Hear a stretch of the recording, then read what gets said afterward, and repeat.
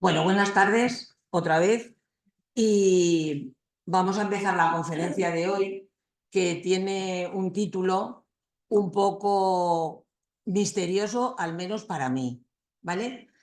Os presento a Manuel Álvaro, que es doctor en Filosofía y Letras, profesor titular de Historia Contemporánea de la Facultad de Formación de Profesorado de la UAN, de la Facultad de Educación, de la que ha sido decano varios años.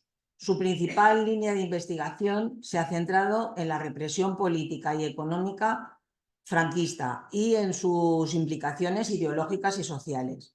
En la actualidad se interesa por el estudio de las representaciones sociales y la construcción de relatos sobre el pasado, con especial atención a las identidades excluyentes y los procesos restaurativos en contextos de conflicto, así como de propuestas inclusivas para la sociedad y la escuela. También se ha dedicado a otras cuestiones relacionadas con la historia social de la educación y el encuentro entre los contenidos disciplinares y los métodos de enseñanza en la didáctica de las ciencias sociales. Por si fuera poco, esto es amigo mío. Y yo creo que eso ya os puede dar pistas de la clase de persona que es.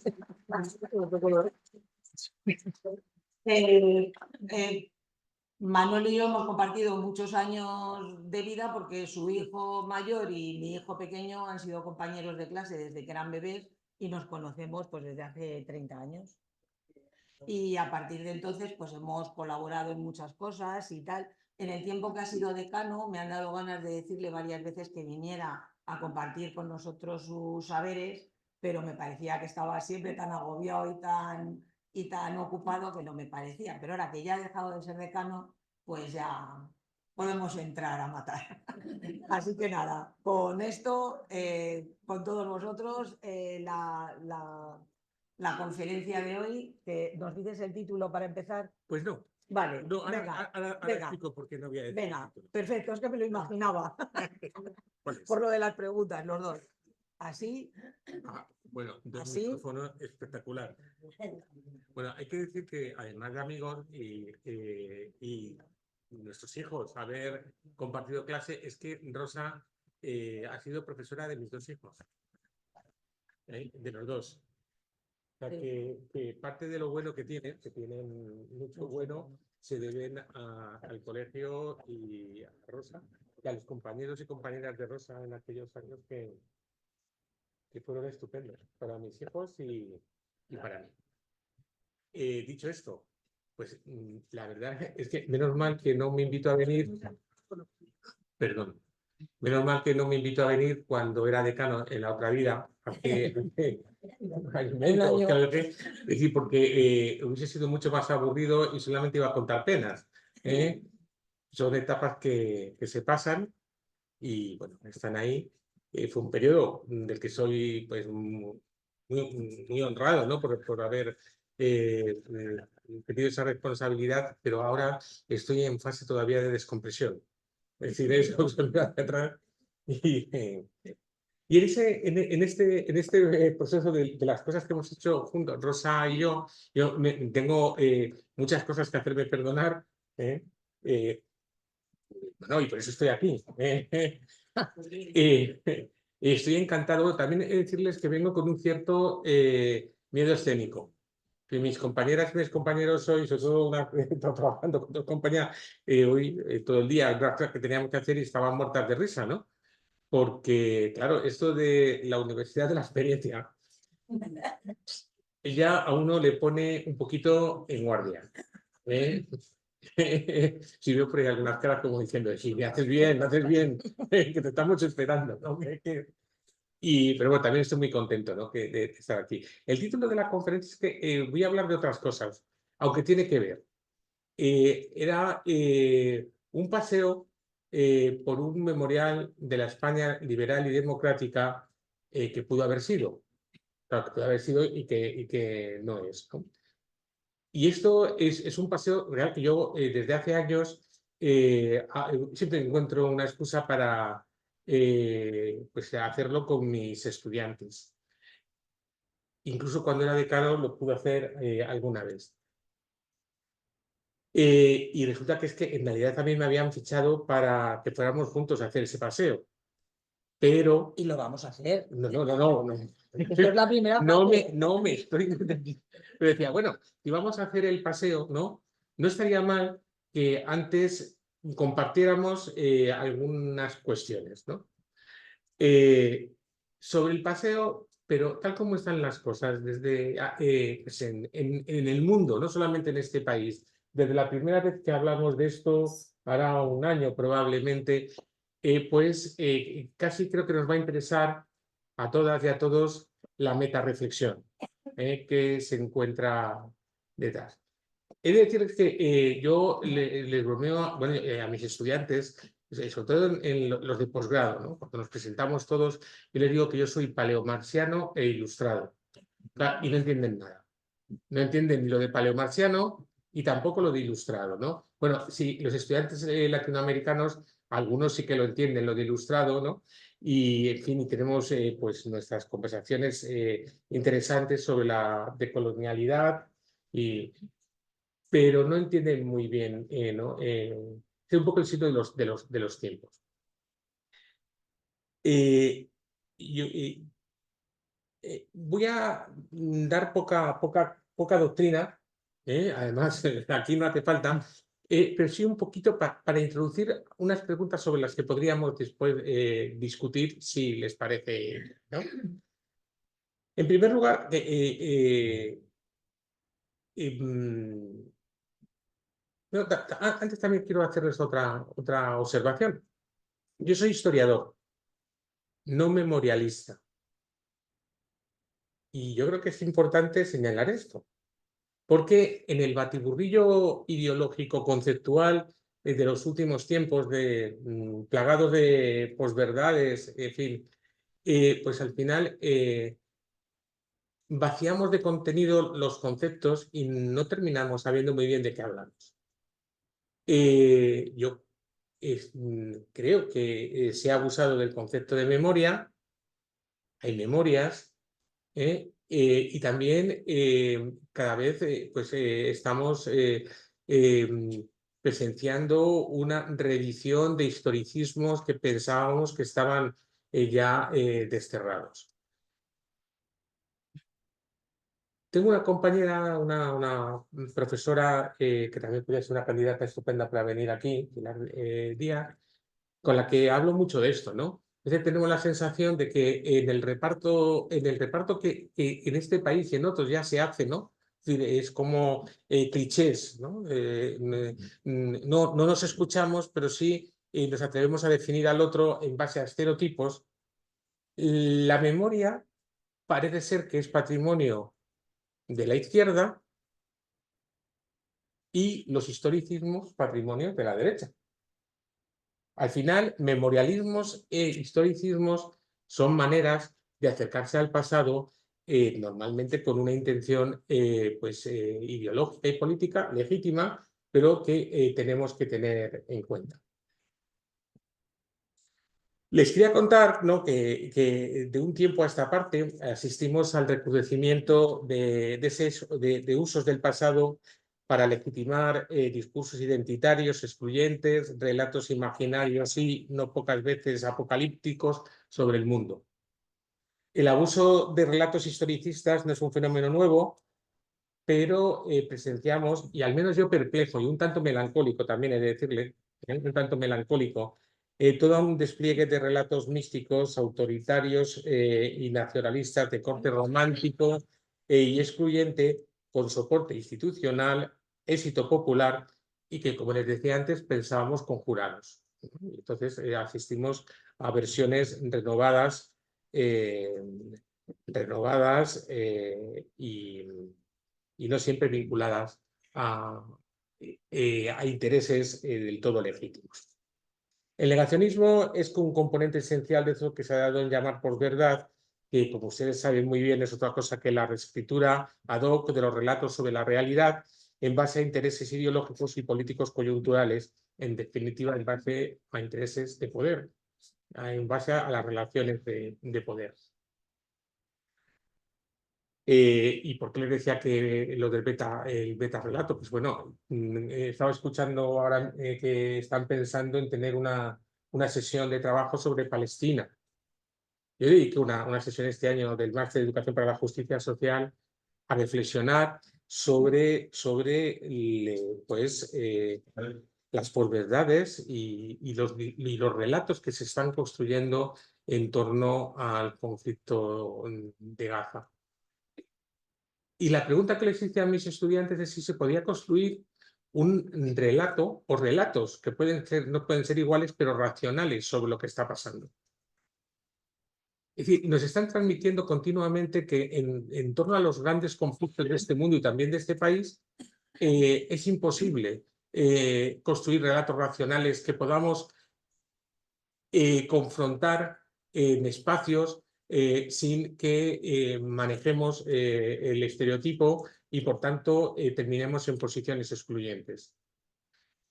Yo, una de las cosas que trabajo ahora mucho es que, y bueno, y ustedes lo habrán oído, es decir, criticar el Estado de Israel, es decir, merece el calificativo de antisionismo o de antisionista, ¿no?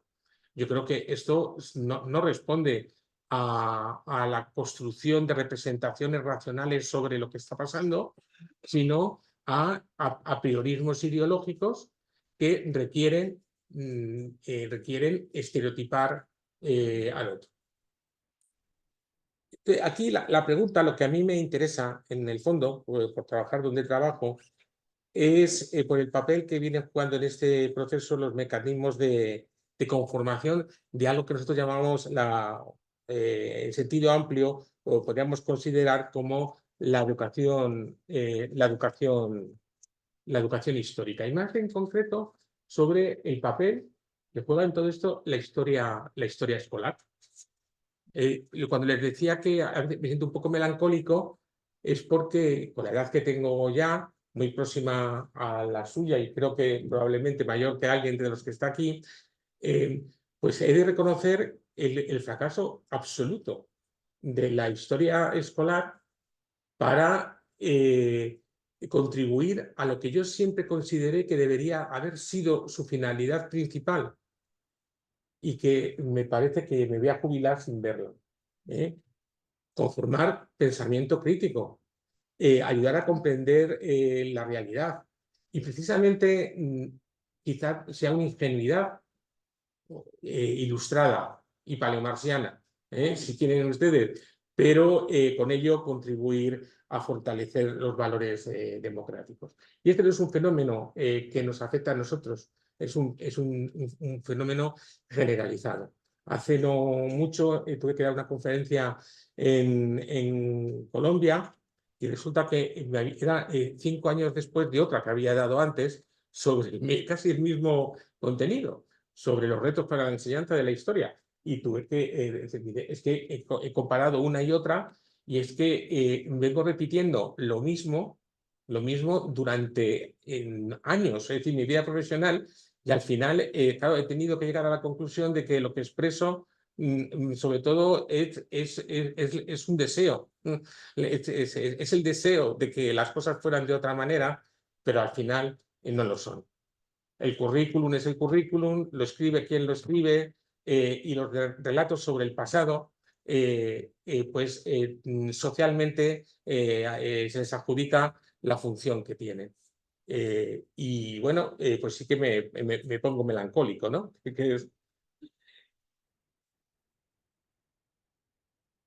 En este contexto en el que echo de menos, y eso sí que tiene que ver con el paseo que vamos a dar, la ausencia en nuestro país, que no somos excepcionales, esa también es otra, ¿no? Pero la ausencia de un memorial o de un relato cívico, de una liturgia casi ciudadana, que yo pudiera criticar como historiador por mítica y por historicista, pero que hubiera funcionado o que funcionara como un elemento de cohesión democrática. Y no lo tenemos. Es decir, no hay más que escuchar lo que pasó ayer en el Senado y en el Congreso. No vamos a entrar en distinguir los discursos de cada quien, pero lo cierto es que parece que no somos una sociedad donde compartamos un discurso memorial o memorialístico sobre nuestro pasado liberal, democrático y social que opere como elemento de cohesión democrática. Fíjense que eludo de manera consciente el término nacional. No me preocupa la cohesión nacional, pero a mí como ciudadano sí que me preocupa la cohesión democrática. Bueno, por tanto, y tiene que ver, vamos a ir un poco diciendo, y eso tendrá que ver con el paseo que vamos a dar, conviene preguntarse por qué la España democrática actual carece de liturgias cívicas arraigadas y con apoyos populares extensos, o por qué no existe un memorial común de la España liberal y democrática. Sin duda, mucho se debe a las particularidades del origen y construcción del Estado-Nación español. De eso saben ustedes mucho. Creo que hay aquí colegas historiadoras y historiadores. Se ha debatido sobre esto pues, la historiografía de manera extensa y hay controversias clásicas acerca de la Revolución Liberal, a la que se sumarían recientes debates o debates más recientes, no siempre abordados con la fundamentación teórica esperada sobre la relación entre memoria, historia e identidad en la articulación de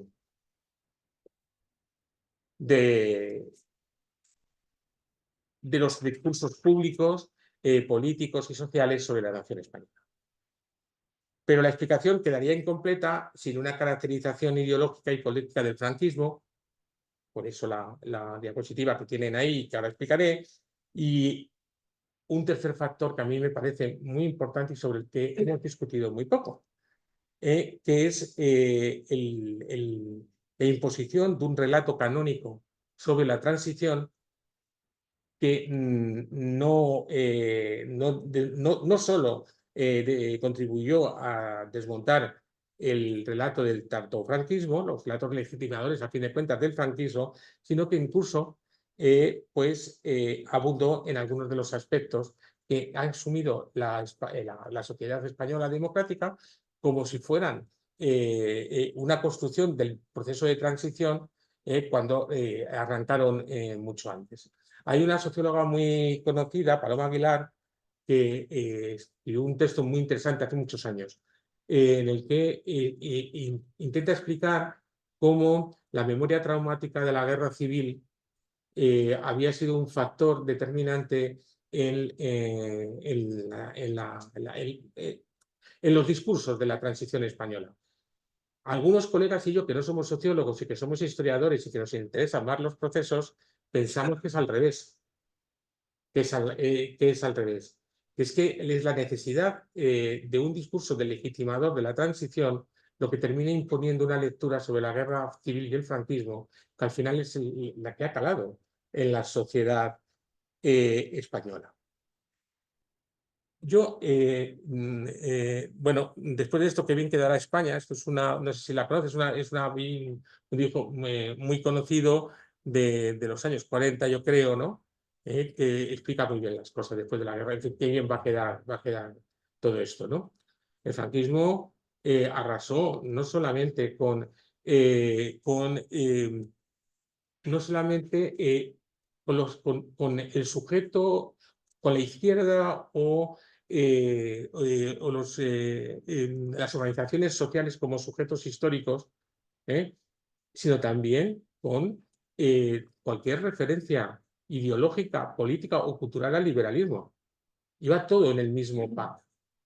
Iba todo al final, lo que termina definiendo al franquismo no es, y además es un elemento transversal, desde que se empieza a construir en el año 36 hasta que se empieza a desmontar durante la transición, el elemento transversal es el antiliberalismo, no es el anticomunismo. Saben ustedes lo de las dos versiones, ¿no? de raza de la película. No sé si lo saben. No, bueno, puedo hacer Yo no. un inciso. Sí. Pues eso daría para toda una conferencia. Ustedes saben que Rafa, la película de Said Heredia, el guión se construye sobre un libreto, una historia de Jaime de Andrade, que era el propio Franco. Y entonces es una historia de una familia española donde las haya, 3 hijos, uno cura, el otro militar, el otro marino, hijo de un marino que muere en Cuba, en Santiago de Cuba, bueno, muere como un héroe, y un hermano malo, pero malo desde niño, que maltrataba a los pajaritos, ¿no? Que es el hermano rojo.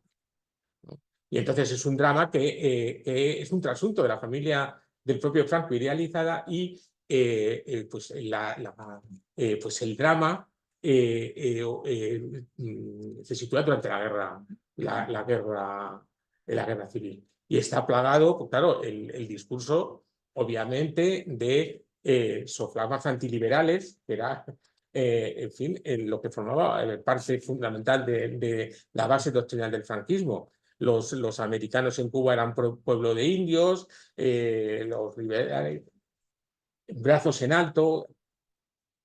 Se estrenó en el año, yo creo que es del año 42, fue en Venecia, es decir, en plena. Se estrenó con mucho éxito aquí en Madrid, en la Gran Vía. Cambia las tornas a partir del 45 y tienen un problema con la película, ¿no? Esa película tiene que ser retirada inmediatamente porque, sobre todo a partir del año 45, no encaja en el discurso, no encaja en el relato canónico del régimen. Y entonces bueno, se retiran todas las copias y se hace una nueva versión donde se cambian los diálogos. Incluso se doblan las voces de los protagonistas, que eran Alfredo Mayo y no me acuerdo quién era ella, la protagonista. Le doblan los diálogos y se cargan las cintas en el discurso anticomunista.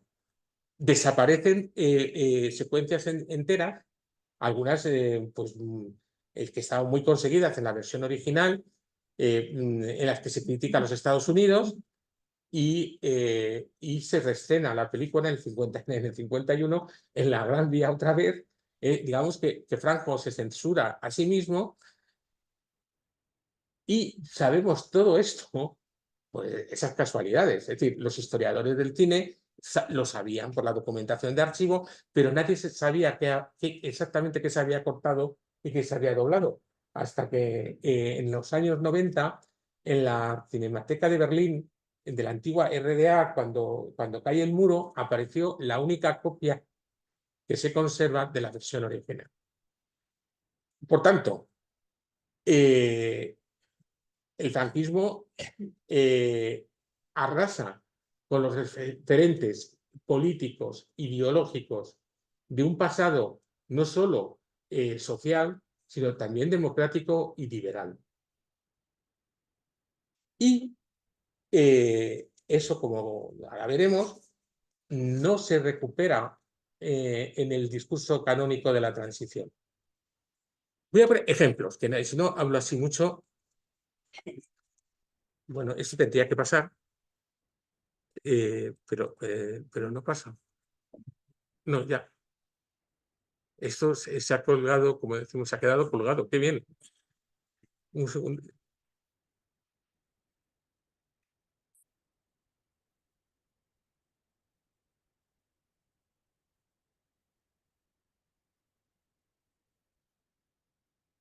Sí.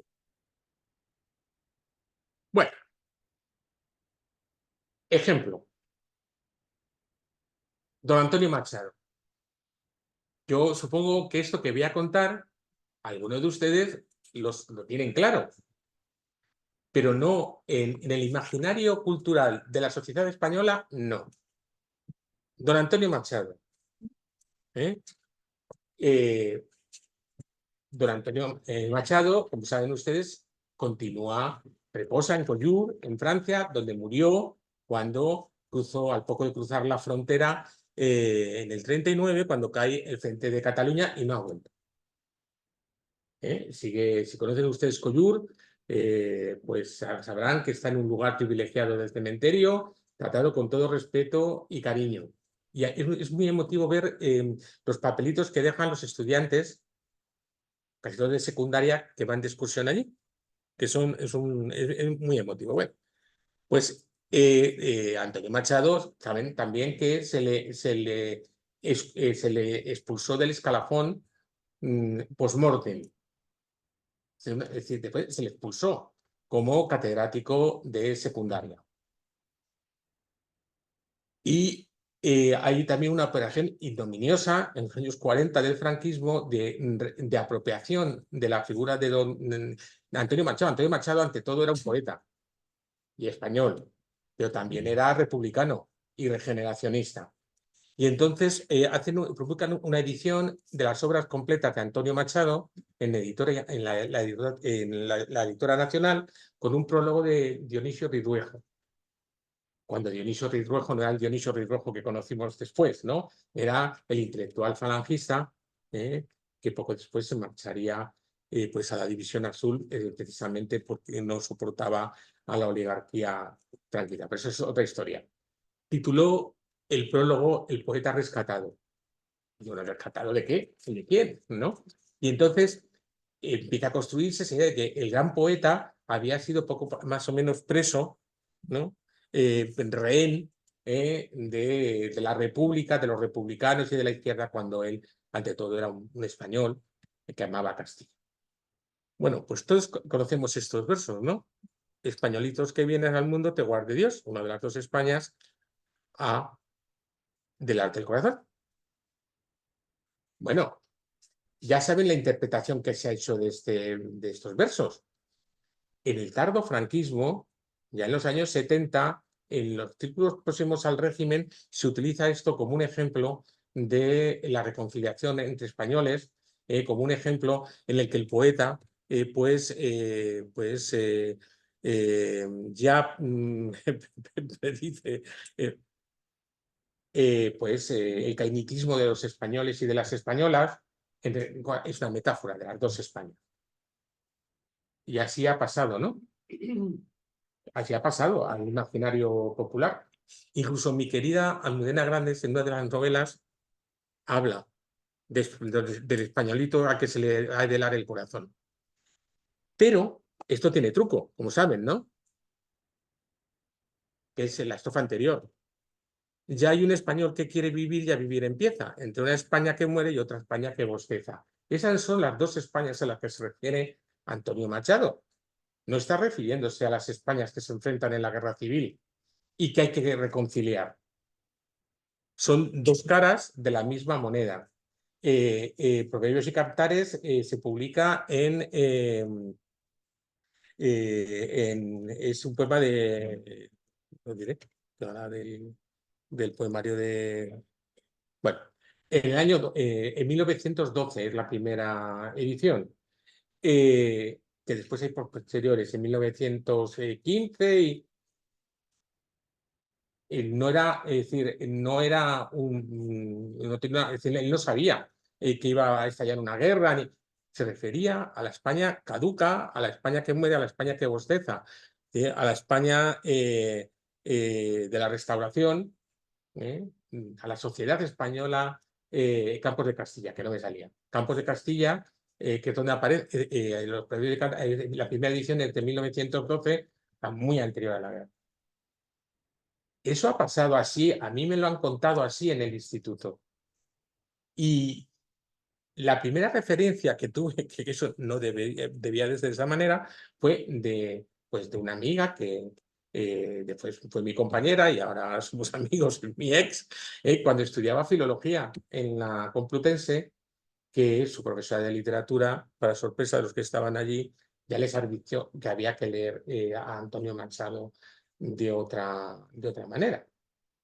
Bueno, pues ahí se le utiliza primero en el tardofranquismo, pero después se convierte en un referente casi ideológico de la transición, que lo que estaba llamando era pues a la concordia, a la reconciliación entre las dos Españas. Pero no son las dos Españas de las que hablaba Antonio Machado. Probablemente Antonio Machado, si hubiese vivido hasta entonces, pues también hubiera, en fin, como tantísima gente, ¿no? Procurado la reconciliación pero desde luego ahí lo que se le está es utilizando de manera graciosa. Ahora diríamos que es una posverdad.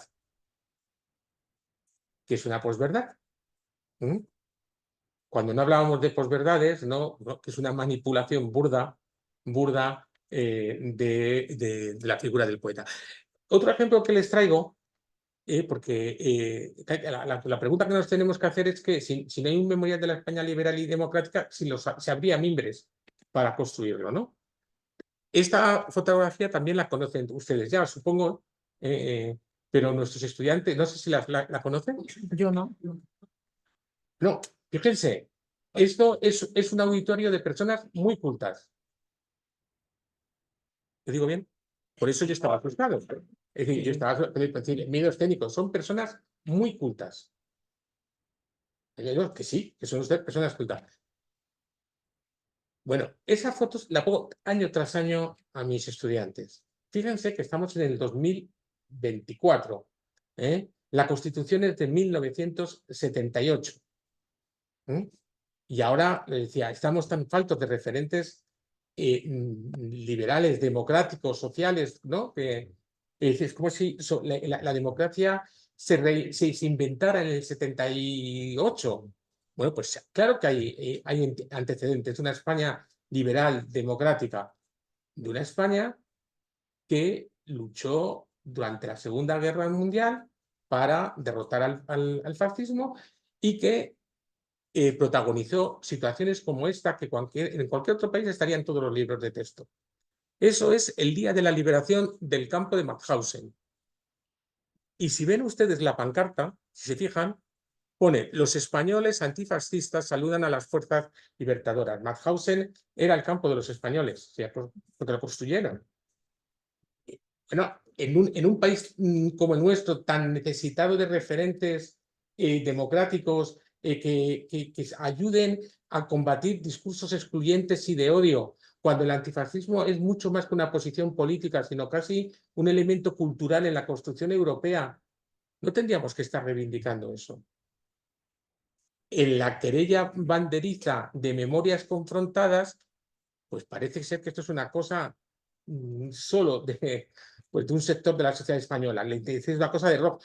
Bueno, yo entiendo que recuperar para ese memorial, para ese recuerdo, para la historia, es decir, para los libros de historia, que hubo españolas y españoles que murieron en los campos, pero que murieron en los campos porque lucharon en Francia, en Italia, en la Unión Soviética, en toda Europa, contra el fascismo y por las libertades, pues se podía haber hecho incluso un uso geográfico, ¿no?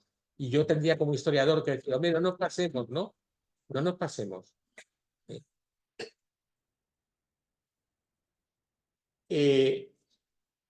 Somos, bueno, triste privilegio, ¿no? Pero uno de los pocos contingentes nacionales que tenía un emblema propio en el sistema concentracionario alemán. No sé, mi alemán es horroroso, Spaniard debe de ser, pero tenían una insignia propia. Y puestos a... Quité las fotos porque pensé que iban a conocerlo. Puestos a presumir, ¿no? A presumir de demócratas y de los españoles liberamos París, ¿no? La historia de la 9 si la conocen. Bueno, eso es una pregunta que también hago. Entonces, bueno, liberamos París. Bueno, no liberamos París, no nos pasemos, ¿no? Pero la historia de la 9 es muy interesante, ¿no? Y esto es una declaración, bueno, que se recogió en El País cuando en abril del 2004 se puso una placa en los muelles de París conmemorando pues, la entrada en la ciudad de la 9.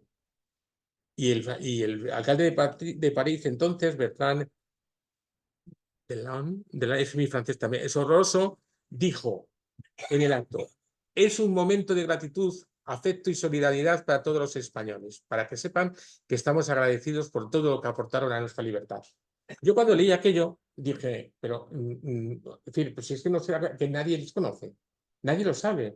Esa historia ahora es más conocida, mucho más conocida, en determinados sectores y grupos y gente, pues hombre, que lee y que escucha, pero la gente, nadie la conoce. Entonces no la conocía nadie. ¿No? Qué paradoja que el alcalde de París nos, es decir, nos agradezca al pueblo español, a los españoles y a las españolas, nos agradezca la contribución, nuestra contribución a sus libertades. Bueno, vaya historia, ¿no? Menuda película hubieran hecho los americanos. Por cierto, no sé si recuerdan ustedes una superproducción, Arte París, ¿sí? Si se fijan ustedes, que mezcla escenas documentales y escenas en alguna de ellas aparecen los blindados de la 9 con los nombres detrás, ¿no? Bueno, pues eso lo podríamos haber utilizado. Y entonces los profes de historia dicen, no, hombre, no nos pasemos, vamos a poner las cosas en su sitio, estas son lecturas historicistas, ¿no? Mitificadoras de un pasado, pero no lo hemos hecho. No lo hemos hecho. Esto es del paseo. Hay otro ejemplo que yo creo que este también a mí me da mucha melancolía. Todos los años pregunto en clase qué se conmemora el 12 de octubre. Y entonces, pues nada, como aquí hay muchos docentes, saben que hacemos a veces paripés y tal, ¿no? Estoy hablando de estudiantes de la universidad, futuras maestras y maestros. El 12 de octubre, la Hispanidad, la Virgen del Pilar. Yo, no me estáis dando un disgusto, pero ¿cómo que en el 2024 o 23 me estáis diciendo que el día de la Hispanidad es la Virgen del Pilar? Pero vamos a ver, ¿qué se celebra el día 12 de octubre? ¿Qué es? ¿Por qué el día de octubre es festivo? Me voy de clase. Es decir, me voy, estoy ahí fuera y cuando alguien venga y me diga qué es lo que es, yo voy y entro. Entonces, ya rápidamente está, claro, todo en tiempo real con las tablets, los ordenadores. Manolo, oye, ven, dice, la fiesta nacional. La fiesta nacional. Pero claro, es decir, es que no tuvimos fiesta nacional, como ustedes saben, hasta el año 87, hasta 1987. Porque durante el franquismo no podía haber una fiesta nacional. El franquismo tenía efemérides nacionales y en general la mayor gloria del caudillo. Pero no había una fiesta nacional. Las fiestas nacionales normalmente, tampoco pasa nada por no tenerla, les quiero decir, es casi peor, como ha ocurrido aquí en España, pues declarar una fiesta nacional de manera impostada que no tiene ningún arraigo ni popular, ni cultural, ni social, ¿no? Pero, bueno, las fiestas nacionales suelen ser el momento fundacional, se conmemora el momento fundacional de la nación, más o menos mítico, el 4 de julio, el 14 de abril, en América Latina, pues todos los ritos la verdad aquí poco podíamos, en los imaginarios sociales y populares no hay una fecha fundacional de la nación. Ahora, bueno, los historiadores y las historiadoras sí que apuntan ¿no? Al 2 de mayo como el momento en el que quizás se podría hablar de la eclosión o de la fiesta fundamental de la nación española con la eclosión de la soberanía nacional, con las juntas de armamento, defensa y ante la dejación de sus funciones soberanas por parte de la monarquía. Así que al final tenemos fiesta nacional desde 1987, pero curiosamente ni se mencionó el 2 de mayo. Hubo dos propuestas, no sé si ustedes lo recuerdan. El 6 de diciembre y el 12 de octubre. El 6 de diciembre solo Izquierda Unida por acuerdo, porque en el 87 todavía había acuerdos entre los grandes partidos. Saben ustedes que ustedes han conocido ese tiempo que mis hijos creo que no, ¿no? Pero había acuerdos, pues se pusieron el 12 de octubre. Que mirado en perspectiva dice, hombre, es que también han ido a escoger la fiesta, ¿no? Que coincide con una de las efemérides, ¿no? Del franquismo más señaladas, que celebraba un supuesto imperio no territorial español construido a partir de la lengua y la religión. Hombre, no parece ser que sea la fecha más apropiada, puestos a que tenían que decidir, iba a ser una propuesta impostada, porque claro, o sea, ocurre, ¿no? Que el 12 de octubre ya saben ustedes lo que pasa, ¿no? Es decir, nadie tiene muy poco arraigo popular, y en los últimos años, pues dependiendo quién gobierne, pues se va a pitar. Normalmente a los gobiernos socialistas se les va a pitar los nostálgicos del antiguo régimen. Es decir, bueno, pues eso tiene que ver con la ausencia de esas liturgias, de ese memorial que ahora nos ayudaría a mantener un mínimo de cohesión pues democrática y social, ¿no? Un mínimo. Tampoco pasa nada. Ya les digo que soy muy melancólico porque miren lo que ha pasado en Italia y lo que ha pasado en Francia. O sea, que tampoco somos tan raros, ¿no? Me refiero en cuanto a la ausencia cada vez más clara en toda Europa, ¿no? De referentes democráticos que hagan de aglutinantes, ¿no? A nuestras respectivas sociedades. Ya voy a ir terminando para que discutamos, ¿no? Pero sin embargo, dicho por un paleomarciano y un ilustrado, los viejos liberales están ahí. Y los viejos liberales empezaron a reunir los mimbres sobre los cuales se podría, o con los cuales se podía haber tejido ese memorial del que estamos hablando.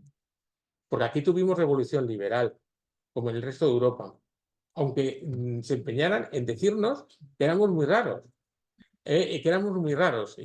Y hemos tenido, como saben muchos de ustedes, lo que decía antes, profundos debates sobre la revolución liberal en España. Y yo cuando era estudiante, entonces ya no era paleomarciano, entonces era ni marciano. Yo era estudiante de izquierda marxista, menudos debates con los colegas y con los profesores sobre la naturaleza de la revolución liberal en España. Pues, en fin, había liberales. Tenía aquí una cita de Miguel Artola, que no lo voy a leer, pero yo fui alumno de don Miguel Artola, que explicó que los liberales reunidos desde 1810 en Cádiz revistieron al 2 de mayo de esa condición simbólica de mito patriótico y fundacional, pero aquello murió, ¿no? La llegada de Fernando VII, el deleznable reinado de Fernando VII, pues sumió en el olvido al 2 de mayo. Por eso tenemos que hacer, ahora les voy a contar ya por fin, rápidamente el paseo que vamos a hacer. No sé si ustedes recuerdan cómo la Comunidad de Madrid abordó el bicentenario del 2 de mayo. Yo no me acuerdo. Pues yo sí, porque lo utilicé mucho en clase. Había una serie que empezaba con un mapa de la península, de España, un mapa de la península, y se veía ahí que empezaban las tropas tal, y decía, las tropas francesas, donde Napoleón, engañando a los monarcas españoles con el propósito de ir a Portugal, es decir, se quedan. Y ese era el comienzo. Y decía, pero ¿cómo que engañar? Pero si se fue, que conspiraron el padre contra el hijo, los dos se fueron a pedirle a Napoleón que le reconociera y Napoleón Y decía, bueno, ¿qué momento se perdió para, en lugar hubo una exposición que el comisario fue Pérez Reverte, que publicó una novela que mis hijos tuvieron a bien regalarme y que como me la habían regalado ellos, la leí y todavía estoy horrorizado, ¿no? Esa visión del 2 de mayo como castiza, ¿no? El noble pueblo bruto madrileño acuchillando a los franceses, cuando se podía haber aprovechado para ensalzar la irrupción en la historia de España de la soberanía nacional. Pero no, ¿no? Así que, aunque se hayan perdido muchas oportunidades, al menos nosotros, o al menos yo, no cejaré en el empeño de decir a mis estudiantes que no somos tan y que hay una historia. Y si quieren ustedes una memoria, unas memorias, pues ya es muy difícil, ha pasado mucho tiempo, pero sí hay una historia de España que tiene que ver con la construcción de una sociedad pues democrática y social, con los altibajos, como en todos los países. Y esa historia, esa historia con altibajos, ya digo, se trunca con la Guerra Civil, porque la República Española era una república liberal y tampoco nos estaba pasando en España cosas muy diferentes a las que estaba pasando en ese mismo momento en Francia. En Francia también hablan de una guerra civil, la historiografía últimamente. O sea, que no éramos tan raros, ni somos tan raros. Bueno, lo del paseo. Si ustedes quieren. Empezaríamos en la Puerta del Sol. No me deja. Sí. Podría haber otros paseos. Sé que han ido al cementerio civil. Excluyamos el cementerio civil, porque el paseo lo vamos a hacer. La Puerta del Sol. La Puerta del Sol, el 2 de mayo. Pero también la proclamación de la Segunda República. Y también la Dirección General de Seguridad. Hay sendas placas recordando el 2 de mayo y lo de los atentados terribles, ¿no?, de Atocha. No se ha podido poner una plaquita recordando que ahí estuvo la Dirección General de Seguridad. Y ahí torturó a muchas personas que formaron parte de ese proceso que hemos llamado transición y que contribuyeron de manera muy activa a la Constitución Española del 78 y a construir ese marco que ahora parece ser que no se puede tocar. Bueno, pues de allí nos iríamos andando, pasaríamos por delante de las Cortes, pero nos iríamos al Museo del Prado. Al Museo del Prado, a ver, cuadros que ya conocen, pero yo creo que en ese paseo sería fundamental, ¿no? Vería, es decir, el 2 y el 3 de mayo, que como saben están en la misma sala al lado del retrato que le costó ya eso fue, en fin, el último elementito que le faltaba a Goya para tener que salir corriendo de España, ¿no? Y irse al exilio, en el que Fernando VII queda retratado como lo que era un cretino. Y entonces está el 2 y el 3 de mayo y Fernando VII. Es decir, que dice... Y después aprovecharíamos para ver algo de la pintura histórica y de género, que como también saben ustedes, estuvo mucho tiempo castigada. Estaba en el casón, allí del Puente, nadie la veía, y hay cuadros magníficos de factura magnífica, que dirían quienes saben historia del arte, pero además de un contenido simbólico, ideológico muy potente, como el fusilamiento de Torrijos, ¿no?, que también formarían parte de ese memorial de la España liberal y democrática. Haríamos después, iríamos a la Plaza de la Lealtad. Y ahora todos sabemos que ese monumento, que es el monumento por los caídos por España, ese estuvo condenado al ostracismo durante todo el franquismo, absolutamente. Porque evidentemente es un monumento nace como en recuerdo de los héroes del 2 de mayo, de sus cenizas, ¿no? teniendo en cuenta que tuvieron que esconder las cenizas de David y Velarde hasta que cayó el absolutismo, pues bueno, pues uno entiende, ¿no? Algunas cosas. Esa foto en el año 2004-2005 la llevé, bueno, una parecida a un congreso en Almería, y ninguno de mis colegas profesores de historia contemporánea sabía que era ello. Nadie sabía nada, ¿no? Así que iremos a la Plaza de la Lealtad, y después nos iremos al Panteón, Sí, que es de hombres ilustres porque no hay mujeres, sí, aunque las podía haber, ¿no? El Panteón es una maravilla, Sí. supongo que muchos lo conocen. sí. Yo cuando estudié la carrera, yo la terminé en el año 86, no pudimos ir a verlo porque estaba cerrado a cal y canto.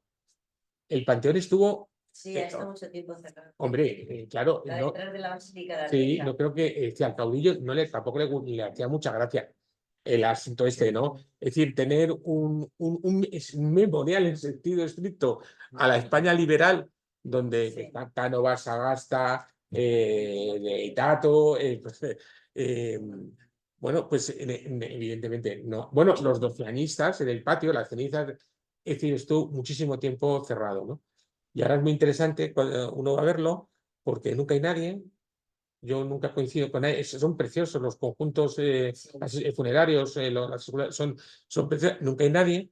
Y si vas un poquito a última hora de la tarde en invierno, que sigue abierto, resulta que tú entras y está a oscuras. Y de repente hacen las luces. ¡Flash! Se enciende, ¿no? Y te quedas como sobrecogido, ¿no? Hasta que un conserje pues explicó que es que nos veían desde el control del Palacio de Oriente. Entonces, allí entonces entraba alguien, encendían las luces.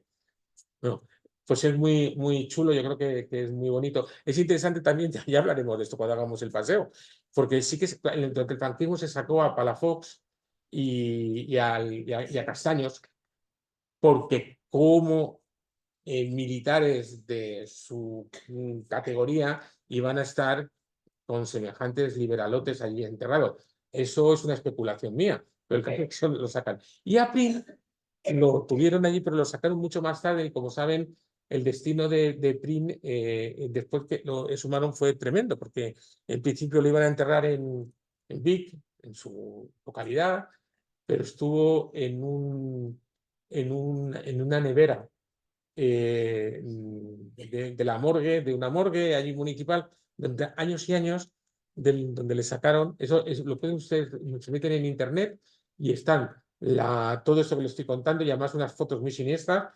Le hicieron lo diré, una endoscopia post-mortem a la momia, porque algún chiflado se empeñó en hacer un estudio de los restos de Prim para intentar demostrar que quienes habían asesinado habían sido los republicanos y no los tradicionalistas, en fin. Pero el resto sí que están allí, y bueno, yo creo que es muy bonito, ¿no? Y terminaremos ya. Pues no, porque sé que ustedes están en mejor forma que yo, y entonces tomaremos la calle Atocha por incluir en ese memorial Bueno, claro. un elemento de la contemporaneidad. El monumento a los abogados laboralistas. Los estudiantes lo saben quién es. Decir, a pesar que todos han estudiado historia en el bachillerato, les suena Sagasta y Cánovas y Prim y eso de la clase de historia, como saben ustedes. Ahora eso se ha arreglado, ¿no? Veremos en qué termina. Pero como había que estudiar desde Atapuerca hasta el 23, pues en fin, tampoco son muy capaces de. Pero bueno, eso les sonaba, pero de esto nada. Nada, ¿no? Y llegaremos pues allí y tampoco vamos a terminar ahí. Si tenemos fuerzas, que supongo que sí, terminaremos en un sitio donde después al final nos podremos tomar un café o lo que se tercie, depende de la hora, que es el Ateneo. El Ateneo. El Ateneo es bueno, un referente fundamental de la cultura española en general y de la cultura liberal en particular. ¿eh? Todos los prohombres del liberalismo español, conservador y progresista, todos pasaron por el Ateneo, ¿no?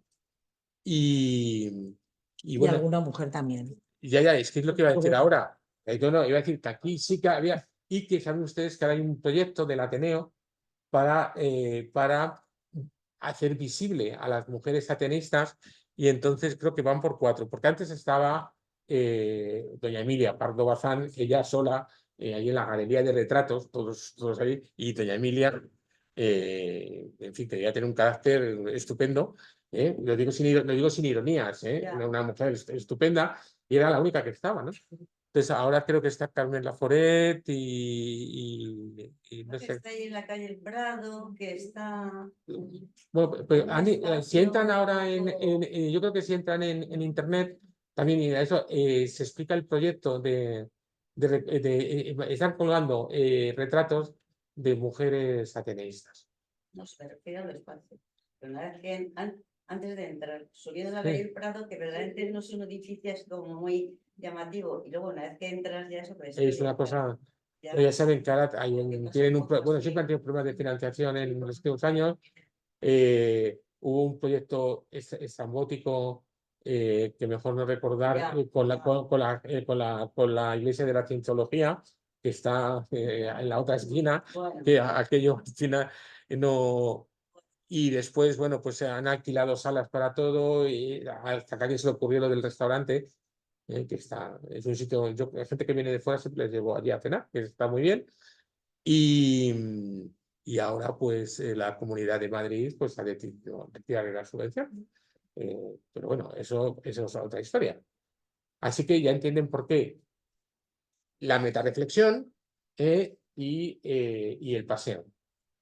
Evidentemente, con ustedes el paseo va a ser muy agradable y lo conocen, pero es muy interesante hacerlo con chicos y chicas pues, que no, es decir, que no conocen nada, y es decir que les gusta mucho, igual que la visita al cementerio civil, que ese también es. Y por mí, pues nada, yo estoy a su disposición. Pues ya nos buscaremos un día de mayo. Un día de mayo. Pues viven en el 2 de mayo. Pues si no, es posible que no coincida con el 2 de mayo. No, pero por ahí, pero por ahí. Pero por ahí, venga. Bueno, pues si os parece, abrimos un turno de palabra. Nos has dejado sin palabras.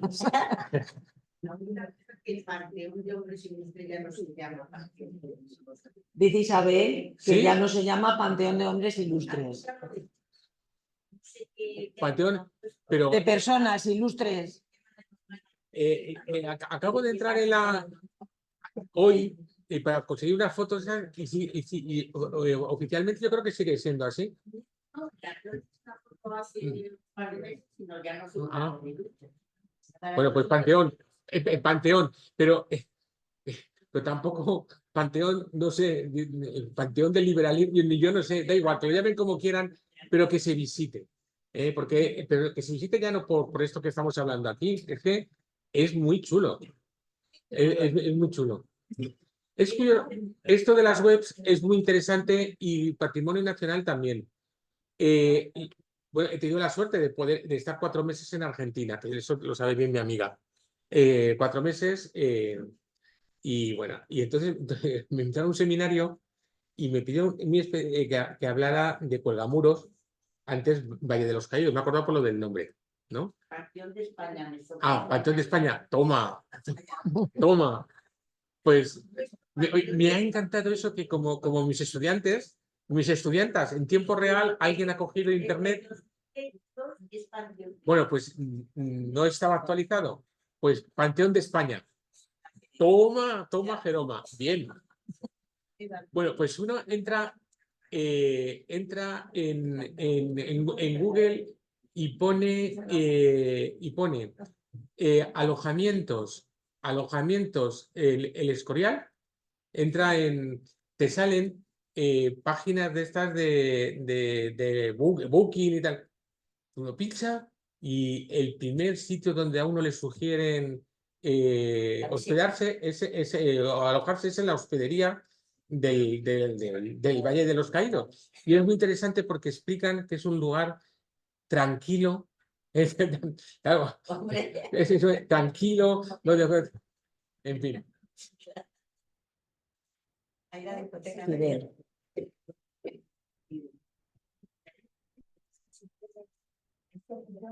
Creo que no. Dilo, yo lo repito para que lo oigan todos. Pues, Panteón de España, ¿eh? No, yo lo que quería era primero agradecerle a Manuel su exposición, luego darme un poco por aludido, porque como profesor de historia durante mucho tiempo, pues yo creo que es verdad que no hemos conseguido que muchos de los alumnos que hemos tenido hayan, diríamos, hecho un paseo, un recorrido por aquellos acontecimientos y lugares de la historia de España, pero yo creo que ha faltado también el que la academia se pusiese de acuerdo en las cosas que, no sé cómo que han sido importantes como para que pudiésemos todos insistir en esas cuestiones. Completamente de acuerdo. Sí. Y luego eso se añade también la ideologización de cada uno de los sectores a la hora de pensar en la historia y borrar o subrayar aquello que me interesa. Pues estoy muy de acuerdo con las dos observaciones, pero matizo la segunda. La primera, mi melancolía viene porque no servimos para nada. No me refiero a los profes de historia de los institutos, a los y las profes de historia, que claro que sí que sirven, a los historiadores y las historiadoras mal llamados profesionales, nos lo tendríamos que hacer mirar. No nos hace caso nadie. Es decir, terminamos anclados en un academicismo del que no hemos sabido salir, ni hemos sabido aprovechar las nuevas tecnologías y lo que implicaban. De tal manera que la historia académica contribuye muy poco a conformar la cultura histórica a la que me refería. La historia escolar yo creo que tampoco. Y yo creo que tampoco. Es decir, hay otros mecanismos donde socialmente vamos construyendo nuestras representaciones acerca del pasado y son mucho más potentes. Y las inercias también de la historia, de los currículos, es grande. Se cambian los currículos, pero hay poca reflexión sobre para qué, sobre las metodologías. Seguimos anclados, aunque se hayan en los últimos años, bueno, en los últimos 30 años, se hayan incluido contenidos que tienen que ver mucho con la historia social, anales, pero al final todo gira mucho en torno a la identidad nacional y no a otras identidades. Se contribuye poco a que los chicos y las chicas comprendan en la realidad en la que viven. Y mira que, Fidel, te llamas, ¿no? Sí. Y todos los que se han dedicado a enseñar historia aquí lo saben, mira que es una herramienta preciosa para hacerlo, ¿no? Preciosa, ¿no? Ahí tengo mucha responsabilidad. Y después, yo creo que hay también, es decir, la idea esa de que la historia se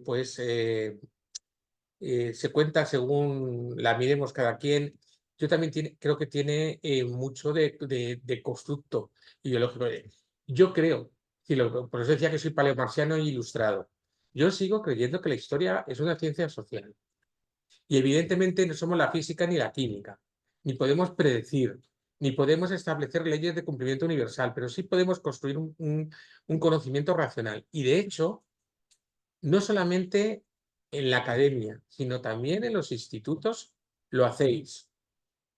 Lo hacéis. Yo creo que era Paul Ricoeur el que decía que la historia, que a la subjetividad la doma el método, que la historia hace el método. Entonces, podemos mantener controversias, Pero las diferencias estas que socialmente se creen percibir sobre las lecturas de los unos opuestas a los de los otros no son controversias que abundemos ni vosotras y vosotros ni nosotros, porque sabemos que hay un corpus de conocimiento muy sólido establecido sobre cuestiones muy aparentemente muy espinosas. Es decir, como le decía, yo me dediqué, mi tesis es sobre el Tribunal de Responsabilidades Políticas. Cuando yo empecé a trabajar eso en el año 87-88 había muy pocas cosas publicadas sobre la represión. La represión, no solo la represión franquista, la represión durante la guerra civil y el franquismo.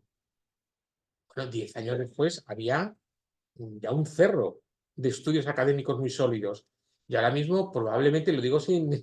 Vamos, yo creo que tenemos una producción historiográfica muy seria sobre un aspecto tan controvertido, ¿no? Aparentemente tan complejo de abordar ideológicamente y socialmente como la represión. Tenemos un corpus de trabajos académicos muy sólido. Más quisieran los franceses, más quisieran en Francia. Y estamos hablando de la represión. Y se ha trabajado muy bien. Lo que pasa es que no tenemos, es decir, no sabemos cómo proyectar eso. Desde luego, a mis compañeras y mis compañeros que hace el año pasado, hace año y medio, estuve en un congreso en León, cuando volví a la vida, y bueno, y daba gusto ver a las historiadores jóvenes abordando cuestiones muy importantes sobre el franquismo, en un congreso sobre investigaciones sobre el franquismo. Son historias diferentes. Yo creo que la historia académica, la historia escolar y los discursos historicistas que están ahí en el ruedo político y cultural son cosas diferentes, ¿no? Y a mí me da que ver, porque es que demuestra, me pone melancólico. Cuando yo terminé la carrera, muy equivocado, ¿eh? Yo pensaba que teníamos una herramienta para transformar el mundo, ¿no? Ahora ya sé que no es así, ¿no? Ahora me conformo con decir que tenemos una herramienta para desmontar los discursos históricos nítidamente o netamente ideológicos que se vinculan con relaciones de poder. Y si consiguiéramos eso, pues ya me daría con un canto en los dientes. Pero es imposible, si es que es imposible plantearlo, ¿no? El follón que se ha montado con las leyes de memoria histórica en Aragón y tal. Si es que probablemente también, por eso os decía lo del abuso tanto de los historicismos, pero también los memorialismos, ¿no? Que han terminado distorsionando cosas muy importantes. Yo que me dedico a esto, ya hace mucho tiempo decía que, bueno, vengo diciendo que la memoria, las memorias son importantes. Hablo de las memorias en plural. Y ahora, bueno, hubo un congreso muy interesante hace un año y medio en Navarra, se llamaba Historia con Memoria en la Educación. La memoria o las memorias son una fuente para la historiografía y son una fuente también para la educación histórica, para la enseñanza de la historia. Y todo hay que contextualizarlo. Pero se ha abusado tanto de la historia que para sorpresa, bueno, para sorpresa, ya no me sorprendo de nada, ¿no? Pero es que se monta un curso para docentes de secundaria pues financiado por la Secretaría de Estado de Memoria Democrática y entonces es un curso sobre memoria. Y pero bueno, cuando a mí me tocó mi participación en el... vamos a ver, ¿y por qué hablamos de memoria? ¿Y por qué si lo que nos estamos refiriendo es a la historia del tiempo presente? Es decir, cuando se rompe, la historia ni se enseña ni se aprende, se construye. Se construye. ¿Qué sentido tiene? ¿Qué sentido tiene decir que hacer un curso sobre memoria? Bueno, no, es que lo que estáis hablando sobre memoria social y democrática en la escuela, bueno, lo que tenemos que reflexionar es cómo se aborda la historia del tiempo presente en la escuela. Y la memoria sería un elemento importante, un recurso educativo, un recurso didáctico muy interesante. No sé si habéis visto la película esta de la profesora de historia. Es una película francesa magnífica, que en francés, el título en francés es Los herederos, pero aquí no puede ser Los herederos porque nadie entendería nada, porque allí los herederos son los jóvenes franceses actuales que son herederos de los valores del antifascismo y la deportación, que es un valor cultural, ya no es un valor político e ideológico. Bueno, pues en esa se ve, es magnífica, ¿eh? Es una experiencia real de una profesora que trabaja sobre la deportación de niños, monta un proyecto sobre la deportación de niños y niñas judíos a los campos, pero tiene que trabajar al final de manera extracurricular para hacerlo los sábados. No es un trabajo de memoria, es un trabajo de historia. Los niños, los chicos y las chicas lo que están aplicando son las técnicas de investigación historiográfica para hacer el proyecto. Y llevan a un superviviente del campo de Buchenwald, le llevan al instituto para que hable y lee la declaración de Buchenwald, pero lo que trabajan es con libros, memorias, prensa. Claro, no pueden construir memoria si no es de manera vivencial. Y además lo más interesante es que el proyecto lo utiliza la profesora para generar una situación inclusiva en un aula con una diversidad cultural muy grande y el proyecto se presenta a un premio que convoca el gobierno francés desde los años 60 precisamente sobre los valores democráticos del antifascismo y la deportación. Pero yo lo utilizo también mucho en clase de la película para decirles, no, lo que estamos viendo no están construyendo memoria, están haciendo historia.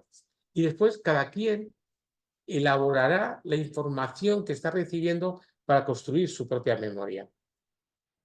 Entonces yo creo que hay un abuso de los conceptos y yo creo que hay una dejación por parte, lo digo con dolor y con melancolía, de colegas jóvenes de gestión de los fundamentales, ¿no? De cuestiones fundamentales de la ciencia social que nosotros hemos cultivado y que enseñamos, ¿no? Y que enseñamos. Pero un docente que me diga que entienda que todo lo que tiene que ver con la República o el franquismo es una cuestión de memoria, pues tenemos un problema. Perdón, que hablo mucho. Sí. Pues os la recomiendo, es chulísima. Sí. Por aquí había una palabra. Sí. Te oímos. Yo lo repito o Manolo te contesta incluyendo la pregunta, que lo sabe hacer. Pero yo cuando he visto el encabezamiento, he visto los presupuestos, he dicho, Dios mío, nos lo va a decir ahora él, aquí estamos en petit comité, ¿no? ¿Qué? Lo de los presupuestos. ¿Qué presupuestos? A ver cómo se reparte todo, a ver cómo viene todo, a ver qué tenemos, qué no tenemos. ¿Qué presupuesto? Era el encabezamiento que tú has puesto ahí. No era yo. Eso es que se ha montado. No, yo que ojalá supiéramos cómo han venido los presupuestos. No, mi primera. Pues de eso sí que no me atrevería yo a hablar, ¿eh? Mira, la primera diapositiva era esta.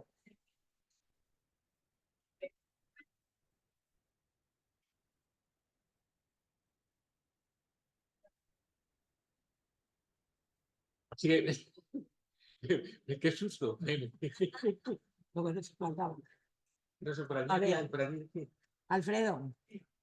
Yo lo que quería comentar es que hay determinadas cosas que no son exclusivamente labor de los historiadores. A ver, oye, callad un poquito. Callad un poquito. Existe. El planteamiento de la memoria es porque había una desmemoria. Entonces, recuperar una parte de algo que se ha intentado ocultar deliberadamente. Es un intento de recuperar. Y que Rajoy simplemente le dio un presupuesto cero y no se molestó en su estilo de no volver a tocar el asunto. Ahora, como hay otro gobierno, etcétera, y que lo ha financiado, pues se están haciendo cosas. Hay multitud de ciudadanos, historiadores, historiadores profesionales que están, como hay dinero, pues a gastar el dinero. Pero yo quería plantear otro tema. La historia no es solo cosa de los historiadores. Yo soy profesor de química y autor del libro de texto y he tenido que estar peleándome con la editorial para que se incluyera científicos españoles. Porque parece que la ciencia es una cosa del extranjero, que viene aquí, que llueve y que aparece. Y en cambio ha habido épocas donde los españoles han estado en primera línea de la ciencia del mundo. Y eso desgraciadamente se desconoce. Y eso es terrible que los alumnos de enseñanza media pues piensen que la ciencia es una cosa ajena a España y que aquí lo que hacemos es pues vivir de lo que se trabajó en otro lugar. Entonces, lo que yo quería transmitir es que ha habido una interrelación entre la ciencia y la política en un momento histórico esencial, que es el momento de la República. Esa es la realidad, que eso ha intentado ocultarse deliberadamente. Igual que una parte esencial es en la dirección de la construcción de las organizaciones del exilio. En las organizaciones del exilio tuvieron un papel esencial los científicos. Y además hicieron huella en todos los países donde estuvieron. Y su huella se ha mantenido tanto que la revista Ciencia, por ejemplo, se ha mantenido desde los años 40 hasta la transición, hasta que hubo una constitución democrática. Entonces decidieron cerrar la revista. Y que además la peculiaridad de la revista Ciencia es que la mayor parte de los artículos, prácticamente, si no recuerdo mal, más de un tercio de los artículos estaban firmados por una sola persona. Compárese cómo están ahora mismo los artículos que lee uno. Un artículo científico y que tienen que figurar 6 porque le tienen que contar a 6 personas en su profesión. Mientras que allí había un compromiso de los científicos y se puede decir prácticamente que 2/3 de los artículos estaban o por una o por 2 personas. Y además eran artículos de personas que estaban consagradas en sus distintos países. Por eso quiero decir que no es un problema solo de los historiadores, no es un tema de memorialistas en el sentido que has sentido, sino de todos los españoles ser capaces de reconstruir nuestra historia en sentido amplio, que es más que labor de los historiadores, pero también de los científicos, de los que ocupan todos los ámbitos. Alfredo, te agradezco la intervención, me gusta mucho. Y además, dado que ya somos amigos y amigas, ¿no? Pues voy a decir que yo formo parte, yo soy socio de una asociación de memoria. Yo soy miembro de la Asociación para la Recuperación de la Memoria Social y Democrática. O sea, que a mí me parece, quizás, como estábamos hablando, de lo que estábamos hablando, ha quedado un poco difuminado el mensaje, porque a mí me parece fundamental recuperar, no la memoria, las memorias, y fundamentalmente aquellas que se vinculan con los valores sociales y democráticos de la sociedad española actual. Yo creo, una cosa que a mí me parece que es importante señalar, que quizás ha abusado tanto del término memoria histórica que hemos olvidado que en ese paraguas se engloban cuestiones que son fundamentalmente de justicia y de derechos humanos. El asunto de la exhumación, de la restitución de las identidades, de los procesos de reparación. Eso yo creo que tendría que estar al margen de la querella ideológica, porque es una cuestión de justicia y de derechos humanos. Y no lo está, no lo está. Es decir, parece absolutamente mentira que la sociedad española democrática actual no, o supuestamente democrática, no entienda que es una cuestión de derechos de las personas, de derechos humanos.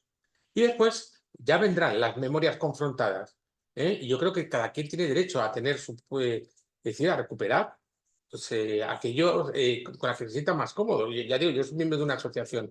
Y lo que me ha parecido muy bonita tu intervención con respecto a la ciencia.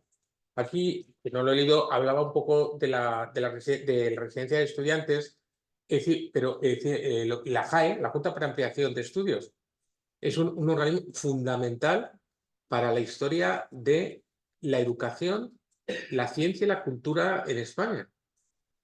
No se habla, yo no sé si en secundaria, en los institutos, yo creo que no se debe hablar muy poquito de la Junta para Ampliación de Estudios, y yo sí que procuro hablar a mis estudiantes. Yo no sé si aquí sabéis lo que era la Junta para Ampliación de Estudios, ¿no? Sí que, bueno, es fundamental. El Instituto de Física y Química, el Centro de Estudios Históricos, todas es decir, las pensiones o las becas, ¿no? Para el extranjero, fundamentales para el desarrollo de la ciencia y de la cultura en España en un programa perfectamente articulado y puesto bajo la dirección de personalidades como Ramón y Cajal, que fue presidente de la JAE. Y todo ese entramado, ¿no? Decían, bueno, no hay sistema de ciencia y tecnología sin un sistema educativo para todos, ¿no? Potente. Es fruto del pensamiento de la institución libre de enseñanza, ¿no?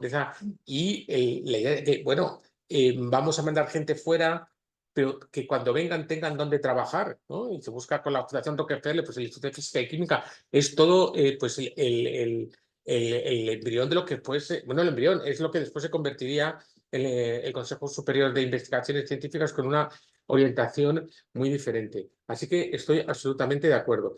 Y que hay que recuperar esos aspectos que tienen que ver con la historia de la cultura.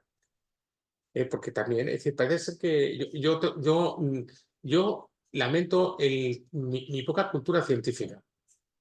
Porque aquí esta división entre ciencias y letras, todo.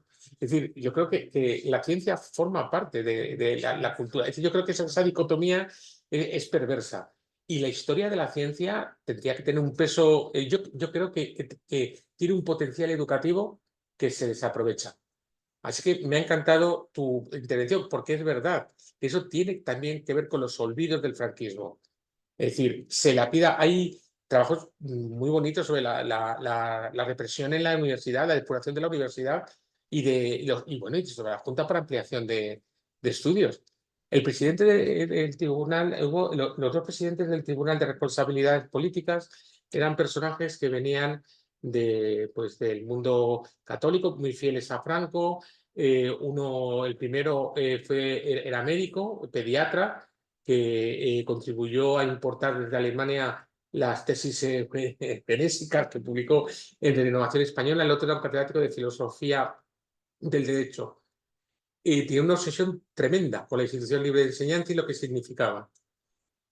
Llegaron a decir, pero por escrito, por escrito, que el programa de becas de la Junta para Ampliación de Estudios para mandar gente joven fuera a estudiar era un plan perfectamente orquestado para adoctrinarles, para adoctrinarles, era un plan de la anti-España para adoctrinar a los jóvenes y que cuando volvieran se convirtieran en agentes de la anti-España. Tremendo, ¿no? Tremendo. Así que mira, me he puesto vehemente porque me gusta mucho que esto salga, ¿eh? Porque es verdad, es verdad. Muy bien. Bueno, pues si no hay ninguna palabra más, despedimos a Manuel con un aplauso y muchas gracias. Ya me doy de los miedos. Y muchas gracias. Me ha sido muy agradable, la verdad. La próxima vez vendrás más relajado. Bueno, y sí, y siento haberme pues así tan vehemente y tal, pero es que me han gustado mucho las intervenciones y me ha parecido tan bonito, ¿no? Que reivindicaras de la ciencia. Es decir, no. La historia no es una cosa solo de los historiadores, que se miran el ombligo todo el día, y que cuando tienen un capricho desarrollan ese capricho, sino digamos, la historia es parte esencial de nuestra profesión en general, ¿no? Tenemos que saber de dónde venimos y a dónde vamos. Y eso es considerablemente más amplio. Eso requiere, pues, si quieres estudiar la historia de la ciencia, lo que tienes que ser es, pues, crítico al que ha podido tener unos conocimientos. ¿No? Hace unos años hubo una exposición que a lo mejor recordaréis, preciosa, que organizaba un profesor del Consejo Superior de Investigaciones Científicas, un historiador de la ciencia, sobre los materiales didácticos de los institutos madrileños. Espectacular. Los materiales didácticos de ciencia. Didácticos, sí. Yo creo que en la exposición estuvo, no me acuerdo si fue en el Lope de Vega, en Isabel II, bueno, recuperaron materiales preciosos que siguen estando en los institutos, en algunos hay sus pequeños museos. Es muy bonita la exposición y creo que también tienen una web, ¿no? Y hablaban de la contribución mucho de la contribución de los institutos a crear una cultura científica potente, ¿no? Es que los institutos en otra época tenían una función que ahora ha sido en parte asumido por las universidades. Entonces, es que la oposición que hacían los mejores prohombres del país era, en primer lugar, a los institutos para tener un trabajo, porque luego cuando se construye la Universidad Complutense es en la última fase de la República, y ha habido la guerra, etcétera, etcétera. Pero esos prohombres que entraron en los institutos al final terminan en el exilio. Y lo que ahora está en los institutos es que poco tiene que ver con la construcción de los que estaban en esa época en los institutos, que eran pues, obviamente la gente de la sociedad intelectual, ¿no? En el Instituto Isabel la Católica, creo que es el que está en el Retiro, ¿no? Que era el Instituto Escuela. Sí. Han reconstruido cómo era uno de los laboratorios que había allí cuando era Instituto Escuela y lo han hecho con los materiales que estaban en un almacén ahí tirados de cualquier manera y es una auténtica joya porque han puesto las pilas, los mecheros, todo como era en el momento, es una auténtica joya. Las láminas, unas láminas de anatomía preciosísimas. Bueno, si tenéis ocasión alguna vez de verlo cuando es día de puertas abiertas, de jornada de puertas abiertas, merece la pena porque es una maravilla. Y es todo con material que había en los almacenes allí tirado de cualquier manera y que un grupo de profes ha rehabilitado la biblioteca que había en ese momento, la biblioteca científica y el laboratorio. Desgraciadamente en La Paloma, por ejemplo, el profesor pues ha terminado la basura. O sea que hay, digamos, una heterogeneidad de situaciones. En este caso, en la Católica, pues ha sido sensata que ha conseguido mantener. En el Cisneros también. Pero fíjate, hablando de memoria, una cosa que sí que he hablado con Rosa alguna vez es que como ha desaparecido la historia de la educación y la filosofía de la educación de los planes de estudio, nuestros estudiantes no tienen referencias de lo que supuso para la construcción de una cultura profesional, pues por ejemplo, los movimientos de renovación pedagógica en los colegios y en los institutos, que fueron fundamentales y además no solamente para la educación, sino para la propia construcción de la democracia en España, fueron fundamentales. No tienen ni idea, no saben lo que fue. Y desde luego, una historia de la contribución, es decir, yo creo que está pendiente de los centros de secundaria a la cultura española, pues está por ahí todavía. Hay cosas, pero yo creo que animaros, animaros y yo vendré a escuchar aquí. Bueno, pues adiós chicos, buenas vacaciones. Nos vemos en mayo. Nos vemos en mayo. Que ya no me dará miedo venir. A Manolo le vemos en mayo, nosotros antes.